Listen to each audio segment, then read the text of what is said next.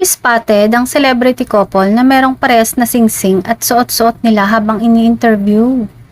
Medyo matagal na ding magjowa ang dalawang to pero kailan lang daw umamin. Sa isang event nga kung saan magkasama sila ay nakapanayam sila ng isang entertainment press at nakuha ng mga marites ang kanilang suot na singsing. Halos parehas ng disenyo ang singsing nila at hindi naman lingid sa kaalaman ng lahat na ang singsing na katulad nun ay isang engagement ring.